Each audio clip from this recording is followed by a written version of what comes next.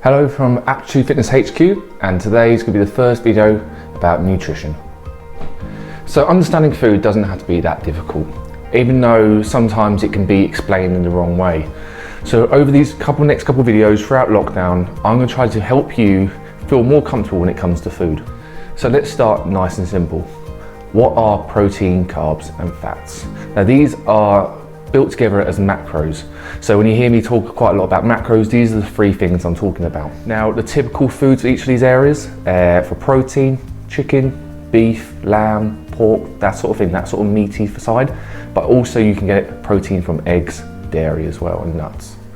Carbohydrates would be your typical bread, pasta, rice, potatoes, that sort of carby base. And your fats will also then come from stuff like eggs, avocados, nuts. So when we're talking about macros, we're talking about protein, carbs and fats. And when we're talking about protein, carbs and fats, we're talking about meats, potatoes, avocados, for example. But one of the typical questions I do get asked is if I have, for example, a chicken breast, which is normally about 125 grams of weight, does that mean I'm eating 125 grams of protein? And the answer is no, it's not, I'm afraid. Because even though chicken is a lean meat, it's not just built up of protein, there are other things inside of it. So a typical chicken breast, which is about 125 grams in weight, will be approximately about 30 grams of protein. These little things, you don't understand, you don't sort of learn overnight, it does take time, so don't feel like you should know it straight away, but these are little things you do learn as you go along, as you're tracking food. Another thing about understanding when it comes to carbs, fats and protein is that it's not just pure sort of areas for each one. Like, think of it as in three circles right next to each other.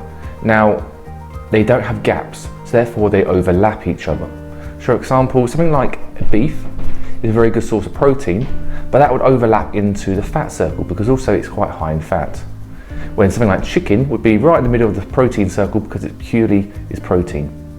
Something like, for example, eggs, a very good source of protein, but also a good source of fat. So again, they would be next to the beef.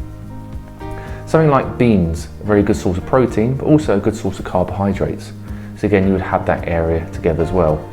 So little things like that, how they overlap each other, means therefore there isn't just pure protein foods, pure carb foods, pure fat. They do overlink with each other. So when tracking food, it's very important to remember that, because that will all work together to help your total calorie intake, which we'll talk later on in other videos. So we've spoken briefly about what are macros, which are your protein, carbs and fats. We've talked about the typical foods in each one. We've also spoken about how they do overlap as well. And we've spoken briefly about how each product, like a chicken, isn't just purely one thing and therefore won't have the same amount of protein for weight of what it is. So it's very important not to get overwhelmed with these sort of things. And that's why we're doing these videos in short little spurts, so you can actually learn and really soak in each bit of information. So today I really just wanted to speak about the food side to it just as it is.